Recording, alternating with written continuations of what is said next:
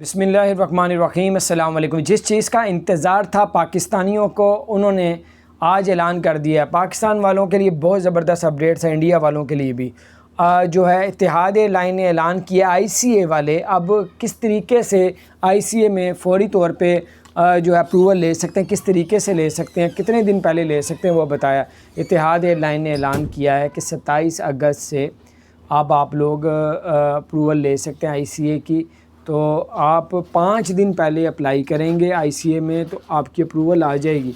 और उसमें ये भी उन्होंने कहा है कि आपने ये बताना है किस डेट को आपने जाना है, किस डेट को वापस आना है, और ये भी बताना है कि आपने वैक्सीन कब लगवाई थी, और क्या सारी डिटेल जो है वो ICA की जो आप लेंगे अप्रूवल उसमें आपको दर्ज करवानी पड़ेगी। 27 अगस्त से ये शुरू किया जा रहा है। उसके बाद आपको ये भी बताते चलें कि जिनके वीज़े रेजिडेंट परमानेंट थे दुबई के और वो पाकिस्तानी इंडिया बांग्लादेश वापस आ गए थे, उनके लिए भी अच्छी खबर है कि कंफर्म डेट आ गई है कि आप लोगों ने अब ट्रैवल कब तक कर सकते हैं। उनके आपके वीज़े जो है तौसीह कर दिए गए हैं।